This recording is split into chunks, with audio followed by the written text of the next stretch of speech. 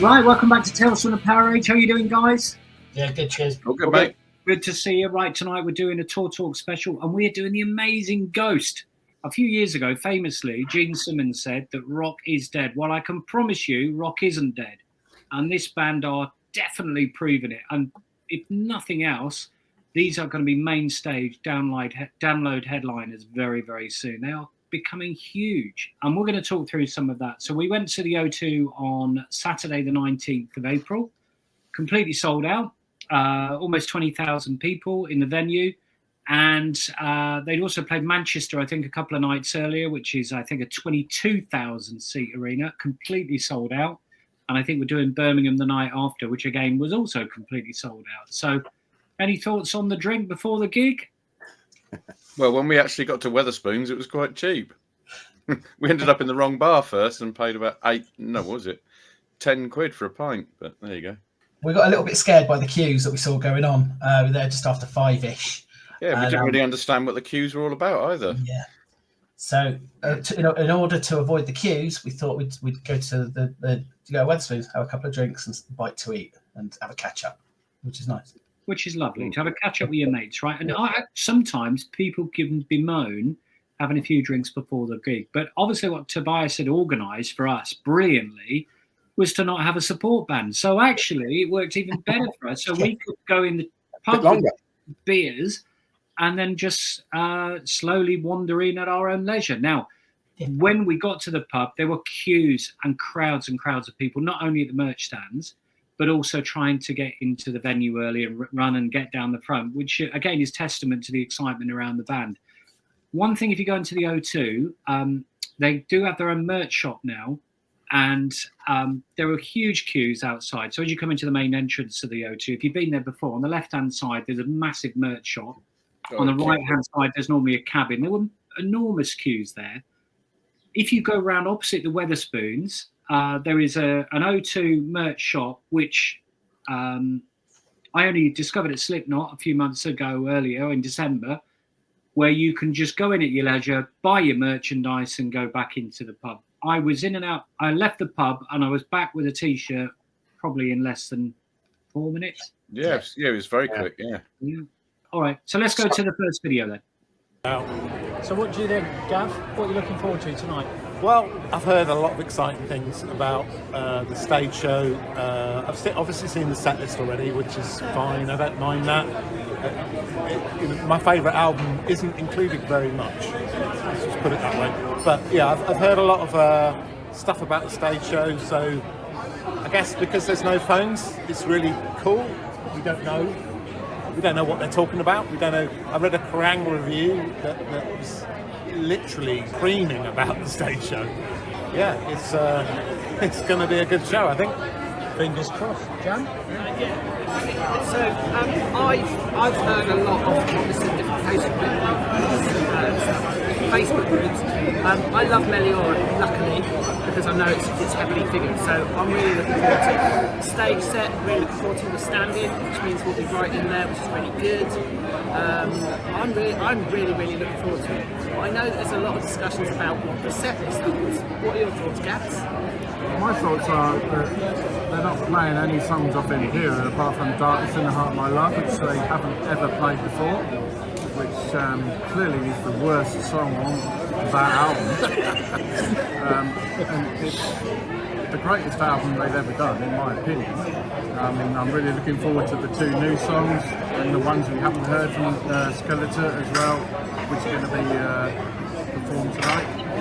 And like Jam says, Meliora is a great album, and they're playing all my favourite songs of that. But I'm a massive prequel fan, as you are, and they're not playing many of that either. But at least they're playing Ritual off the first album, which is absolute total metal. Which, as we know very well, it's got a massive link through it. It sounds very much like Megadeth. And I challenge anyone to put that track on and go, oh, that's Symphony for Destruction. Yeah, it's brilliant. So yeah, proving again that those two are heavily rooted in heavy metal. Yeah. Whatever anyone. Of course they are. Yeah. Total metal band. Tobias knows what he's on about. So, just one thing to add. Have you never been to a Ghost gig before? It's probably quite similar to what Kiss was like in the 70s, with the amount of people dressed up as nuns, as popes, with the face paint. So everyone's really into it. There's a really good vibe It's around brilliant. the 80s. Yeah, it's really, really good fun. So, Never seen so many nuns. No. Anyways, interested to see how the whole phone. Absolutely Yeah, superb. it should be great. Interested to see how the whole phone piece works out. So, Of course, there's not going to be anything on Tales from the PowerAge Live tonight. We'll wait to see how it goes when I'm banging the head to mummy dust, but there you go. Anyway, look out for us after the show. We'll tell you all about it. Yeah, we're going to try and do one afterwards. See you later. Bye-bye. Brilliant. So that was us getting ready to we'll have a few drinks before we went in. Just one thing worth mentioning, as we all just talked about, it was a phoneless show. I think the only other phoneless show I've ever been to when people have had phones was Prince, and that would have been about 15 years ago. He banned everything, and you were getting threatened. It was really threatening to get kicked out if you took any photos. So yeah, really interesting. And what they did was they gave you a little pouch as you went in, and I'm so glad we waited to go in and didn't stand in a queue for an hour to get our phone in a pouch. Put it in a pouch, you put it in your pocket. There were a couple of points that you could go to. So if you had an emergency or you needed to get in contact with someone at some point during the evening, you could go and use the phone outside of the main arena and then put it back in the pouch. But actually it was a bit weird because as soon as they came on, I want to take a picture. This looks amazing. And then, of course, you weren't able to use it. But you soon got used to it. And actually, I think it was quite a nice experience not having your phone or not getting annoyed by other people WhatsApping you or texting you. You were just able to enjoy and watch the show. So I thought it was totally liberating not to have a phone. Yeah, I thought it was great. Brilliant. Yeah. Like in between songs, it doesn't light up with everyone just checking their messages and stuff. Yeah. You know, everyone's kind of focused on the stage, and it was just like the old school, wasn't it? Back in the 80s when nobody had phones anyway. It was. I get it, and I know I went on about it at the time. If I do it again, I'll wear a watch, just a cheap watch, because I struggled not knowing what the time was, and it just annoyed me. I just think it's a shame. I think it's a shame that in the world that we live, and you lot all know this, I bang on about this and have for years. I just wish that it could just be self-imposed by us guys at the gigs. We video one or two songs every gig we go to for the live channel, so that people that can't make it, that aren't in a position to be able to go to the gigs, we're really, really lucky where we live as well in the UK. That we can share and show, hey, this is the shows we've gone to. We do one or two videos. I just wish that it would just become just natural that, hey, first three songs of any show, you can video, do what you like, then put your phone away, and that's it. But I suppose they used to do that with photographers, didn't they? That's where I've got it from. Yeah. In the pit. The photographers would be in the pit, and they'd have a three song grace period, get all their shots in the first three songs, then off they get out of the way, and that's it. So I just wish it could be self-imposed sort of thing. I wish that it could happen. There's bands, a lot of the bands, small bands that I like and know, they're quite happy for videos and pictures to be taken whenever, because they want the publicity. They want it to be on YouTube. They want to be shown.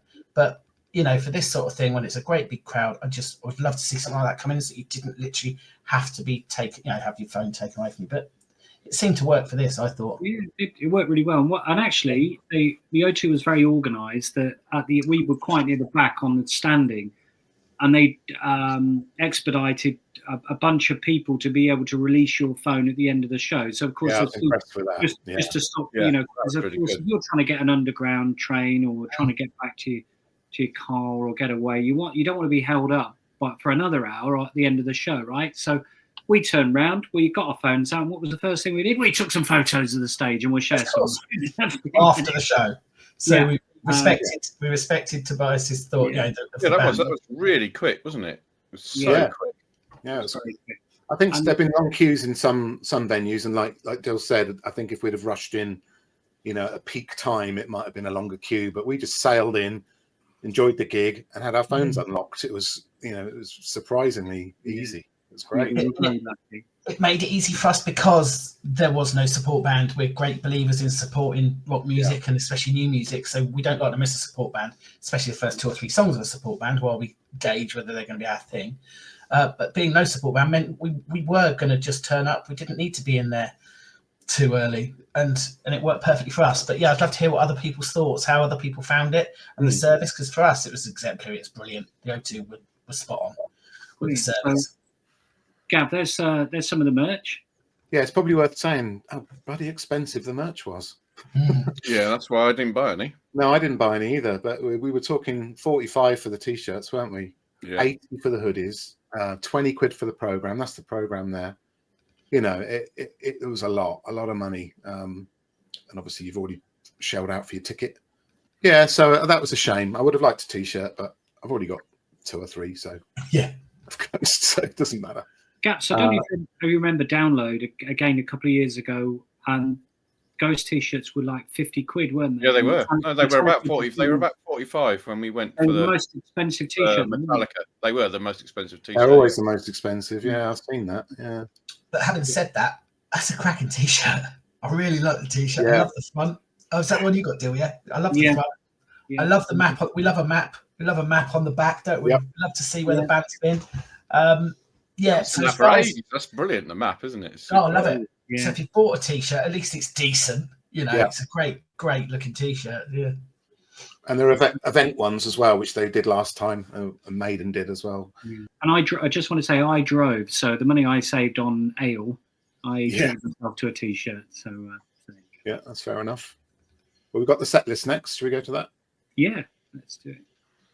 Just one bit before we click into this, you guys go through the set list. But one thing that I thought was really good, and it was not quite similar to Prince as well. So I know they're completely different entities in terms of bands, but they had this church music playing, which was actually quite. Yeah.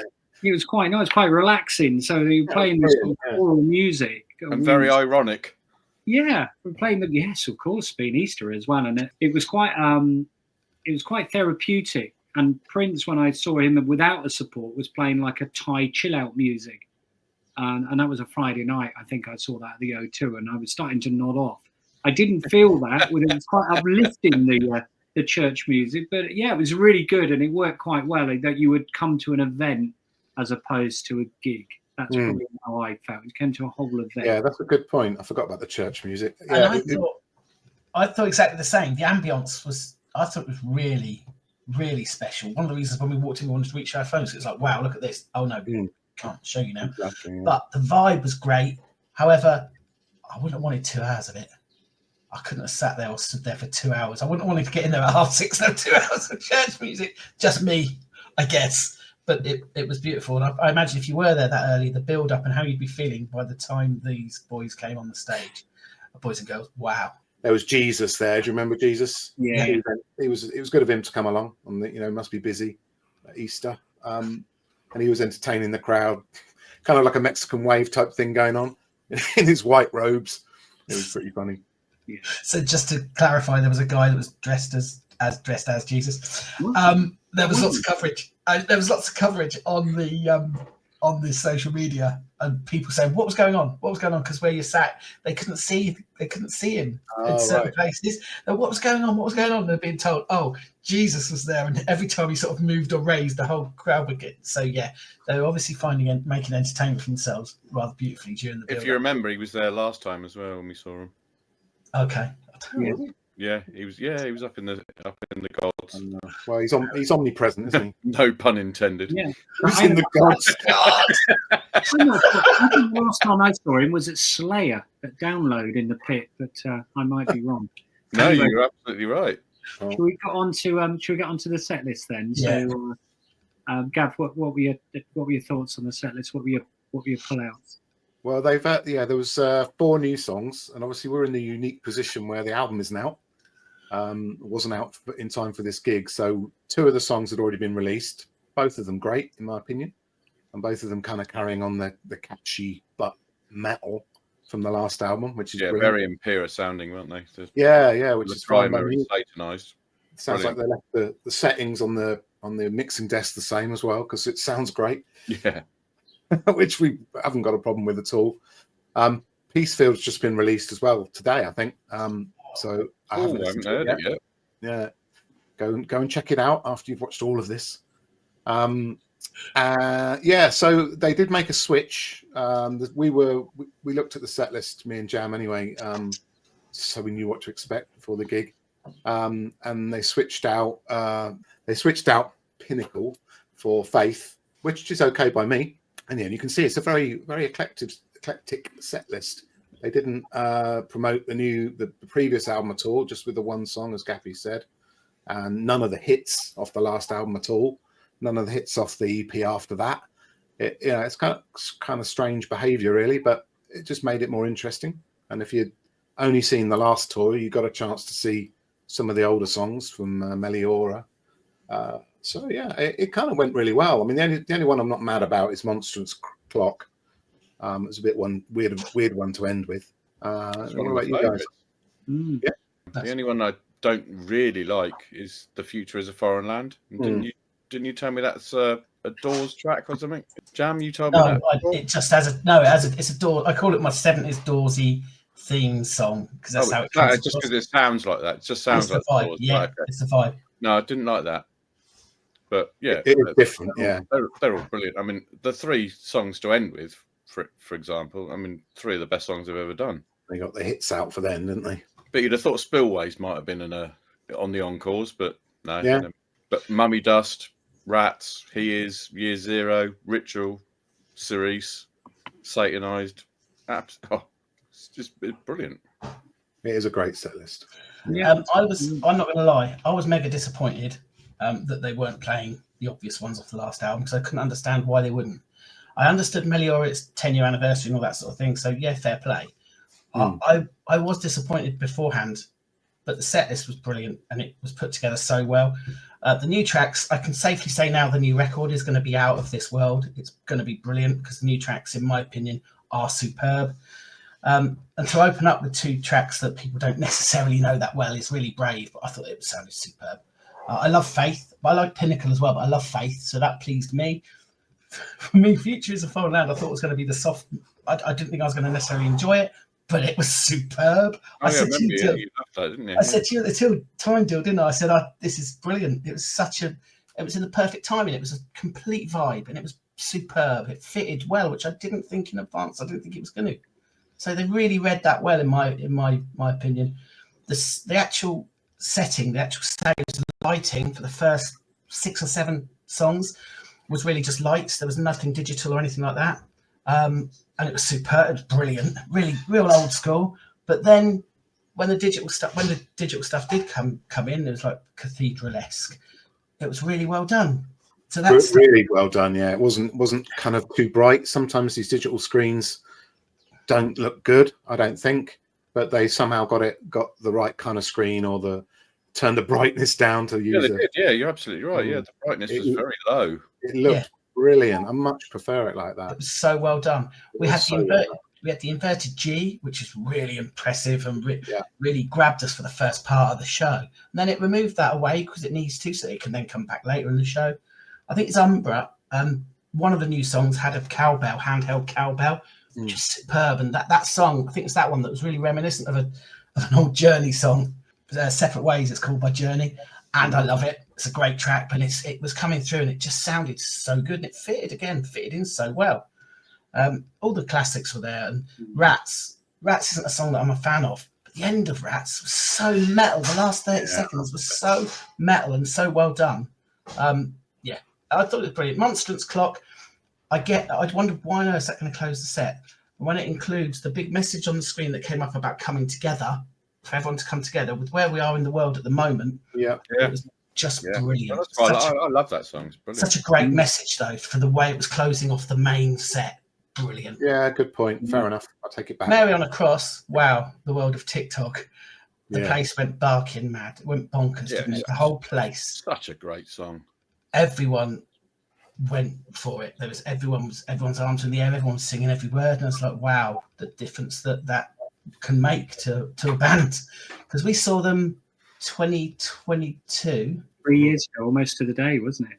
And we were discussing how it wasn't full. We think it was like, some of us say half full, some say 2/3, but it wasn't full. And when they come this time, wow. We bought our tickets a couple of days before, if you remember. We did. We'd only just got into them, hadn't we? Yeah. So the difference that Mariana Cross, I think, has helped to propel them, which is fantastic, putting this band in front of. And then to finish off with Dance Macabre, which I love, and Square Hammer is immense. Yeah, so for me, sorry, I've gone on a bit, but the set list was great. It was a really great show, and so much. It offered so much, didn't it? So much variation. I forgot to say my theory about the set list, ignoring the last album. I think maybe because of the movie, because the movie was so heavily weighted towards. Well, it wasn't so heavily, but there were a bunch of songs on that album. And then if Tobias thinks that people have watched that over and over and over and over again, which they probably have, I saw it in the cinema, and I've got the DVD, and I've got the album. Then maybe that was the reason to kind of extra ignore some of those tracks, and do a big switch up. I was thinking something similar. Sorry, Gav, but I right. think maybe the last album wasn't accepted so well for the old Ghost fans, and he wanted to go back towards the other tracks. Okay. Yeah, that's maybe that's what I think. Obviously, we got into them through Impera and Prequel previously, and but maybe the younger guys and the guys that have been there from the beginning just didn't take to that album so much. I don't know. Yeah, well, let us know below if that's a theory. I hadn't thought of that. Anyway, I got a couple of reflections from the evening. What I thought was quite tongue in cheek and funny right at the beginning was a homage to Kiss, where the guy came on and said, "Welcome to the best band in the world, Ghost," which was quite, got everybody in the mood. Now there'll be a bunch of people in that audience that would have known that from Kiss and Alive 2. Yeah. But there'll be a bunch of people that didn't or wouldn't have known that. What was interesting as well, the way the theatrics were set up of the gig.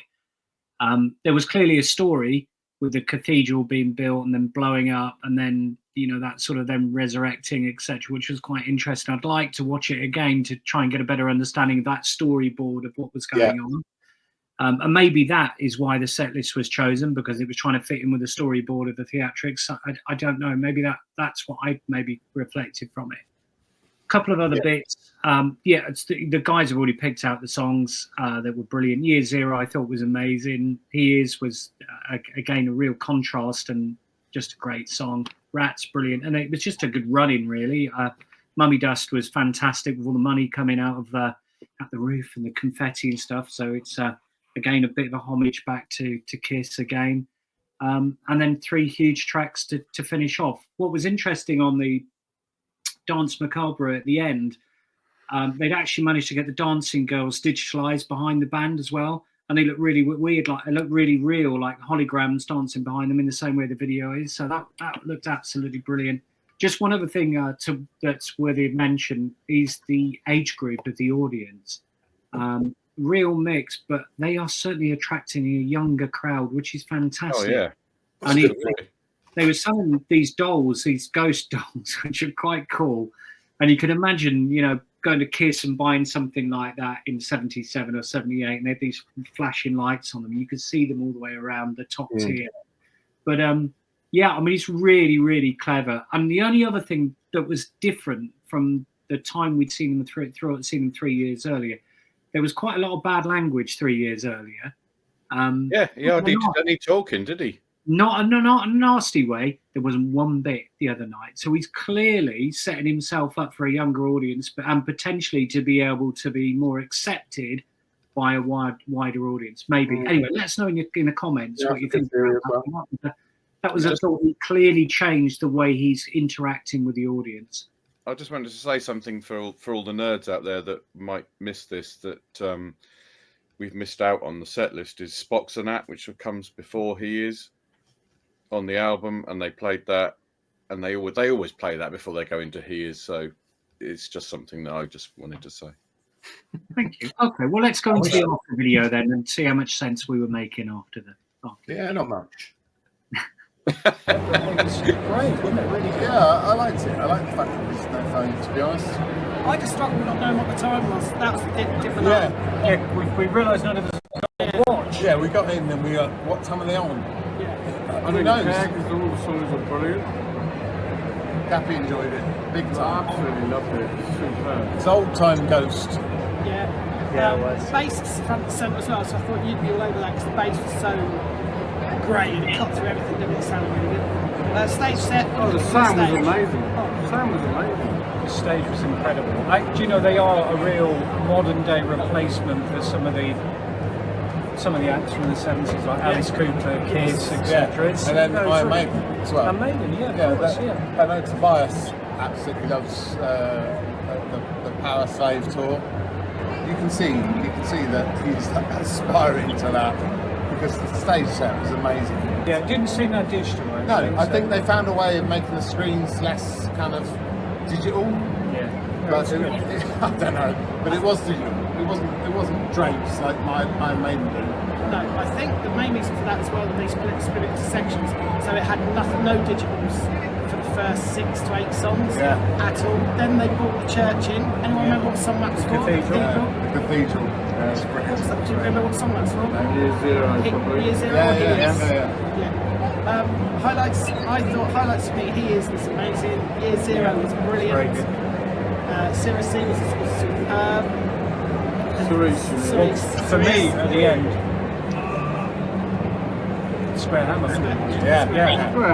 Be here right now, which was a real metaphor for not having your phone. I thought, even though we're on the phone now, it was very clever. And of course, everything about it. It was good. I think I like the no phone thing too. We got some mummy dust as well, I think. We came in. Mummy dust was amazing. We came in and we went. Here we go. Oh God, look at that. Yeah. That's brilliant. Look at that. That's brilliant. Look at that. That's brilliant. We just wanted to take a photo of everything. There you go. We all got And your instinct is to just take a photo of everything. But, Sometimes it's best not to. Anyway, see you soon, guys. cheers. Bye. Love you. Bye bye. Oh my gosh! Well, let's just say Gappy was doing an amazing job of holding that wall up. Slightly refreshed. There'd been a bit of an earthquake in the gig, and the wall was starting to come down. So well done, mate. You did a great job holding that up. I love that. God. Sorry, but holding up my piece of mummy dust, like I didn't have a drink. Yours is brilliant, and then Gav holds Gav's come out. He's had a drink. It's like, look, in his fist like this. Brilliant. It's okay now. of course, what a metaphor for life. It's like, oh, it's great. It was There great. you go. There's the mummy dust. Just interestingly, we've gone down to go and collect some mummy dust at the end of the gig because we got it in the last one as well. And this is it's quite cool. It's quite funky to get some of these, and of course there are hundreds of people trying to do the same thing. But a bit Taylor-esque, ish, fanish, where they hand over the wristbands. Some nuns down the front who produced their own mummy dust, and we're handing those out to the fans. Wow. And, one young nun said, "Would you like some of my mummy dust?" And I said, "Thank you very much." And then pushed past Nice one. to the front wall and Awesome. get some real mummy dust. And he saved that to tonight because none of us have seen that before. Well done. So thank you, whoever that was. Bloody brilliant as well. Look at it. It's got good. a pen on it as well. Look. Let's have a look at the other side. On the other side. Oh, it's just phone number. That's a phone number. I'll edit that out. Not. No. The restraining order. The other side's got the restraining order on. Anyway, so look, I think we all had a great time, didn't we? It was good. And there's Brilliant. we managed to, as I mentioned at the front end of the show, when we got our phones back, and this was right at the end, the band is still on there, they're just taking their bow, etc. But you can see that, as Jam had mentioned, the huge inverted G, sort of Judas Priest-esque. Yeah. But it was incredible. What you can't see in that photo, there were two like chandeliers of lights, and I was getting so excited thinking there were two chandeliers were going to come down in the gig, which they didn't. But it was just it was brilliant. It was a great theatrical show. Sorry, And it did include an Eddie-like figure at the end as well as the last song or two, wasn't there? Like at the back of the stage, and I'm calling it an Eddie-like figure, but there was a figure. Do you guys recall it? No. Okay. Well, someone helped me out because there was like almost like a Justice for All type figure at the back where it says Ghost there, and I'm sure it was moving. Oh no, there was. Yeah, there was like Lady Justice, and she cried. Oh yes. Yeah. Sorry, that just jumped back in my mind. Then I just remembered, and that made me think of your Maiden, your Italian, all the. Yeah. I thought it was very Justice-y. Yeah, it was a homage to Justice for All. Yeah, to your point, Dill, I would love to see it properly. I'd love to sit down on the sofa and watch it. I really hope they release it as a movie. I reckon there's a storyboard in that, and it's definitely a storyboard that's matching the songs, you know, with the cathedral coming out, going down, and then Justice at the. You're right. I mean, it'd be great to understand the story around it. Yeah, great to see it in the moment, but there was much more depth to it, like you say. Yeah, you know, more depth than this show can ever get under. Oh yeah, but of course. Anyway, on that note, that was Ghost from the O2. So I hope you enjoyed that. If you haven't got the new album, go and get it. What's it called, Gav, the new album, for anyone watching? It's called Skeletour. Not Skeletour from He-Man. Skeletor. It's called Skeletour.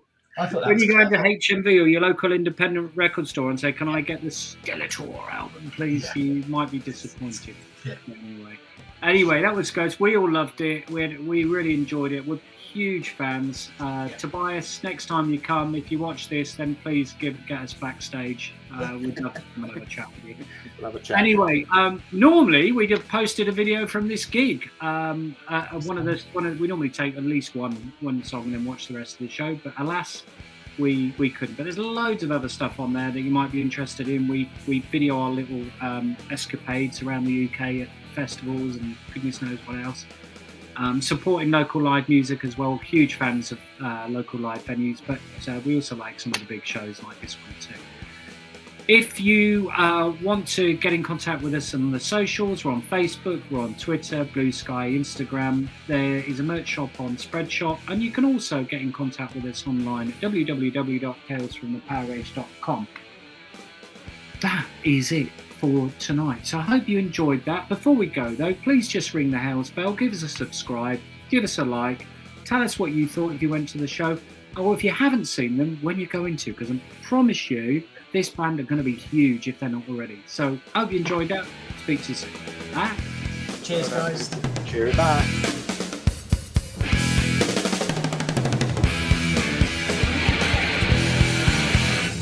That's a phone number.